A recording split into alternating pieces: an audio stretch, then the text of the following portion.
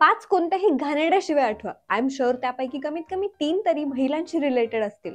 2 माणसांना एकमेकांचा प्रचंड राग आला, एकमेकांना खूप शिव्या देताय, पण त्या शिव्या आई बहिणीशी रिलेटेड असतात.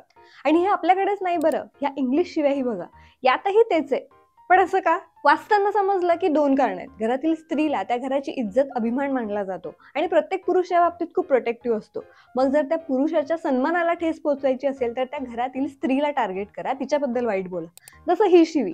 या शिवीचा अर्थ काय होतो हे सांगायची गरज नाही, पण ह्या शिवीतही त्या महिलेच्या कॅरेक्टर बद्दल वाईट बोललं जाते, ना की त्या पुरुषाबद्दल ज्याला ही दिली जाते. या उलट दुसरी थेअरी सांगते की जगात प्रत्येक ठिकाणी स्त्रीला पुरुषांपेक्षा कमी दर्जा दिला जात होता. तिला एक वीक जेंडर म्हणूनही ओळखलं जातं आणि म्हणून तिला प्रोटेक्ट करायचं काम हे पुरुषांचं आहे. आणि मग अशा पुरुषाच्या इगोला हर्ट करायचं असेल तर त्याला डिरेक्टली न बोलता त्याच्या आसपास त्याच्या रिलेटेड ज्या स्त्रिया आहेत त्यांना वाईट बोला, कारण त्या तर स्वतःला डिफेंड करू शकत नाही, जसं आई आणि बहीण. म्हणून लोक आई बहिणीवरून शिव्या देत गेले आणि त्या आपल्यापर्यंत पोहोचल्या. आणि ह्या शिव्या फक्त मुलंच देतात असं नाहीये. हा व्हिडिओ बघा.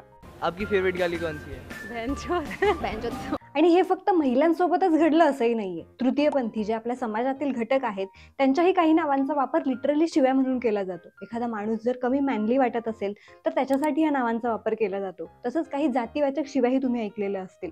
अगदी शारीरिक दुबळेपणाही आपण सोडला नाही. म्हणजे समाजाला जे जे वीक वाटलं ते सगळं शिव्यांमध्ये सामील झालं. मग यातून आपले प्रायव्हेट पार्ट्स कसे वाचतील नाही का, मग तेही शिव्यांमध्ये आले.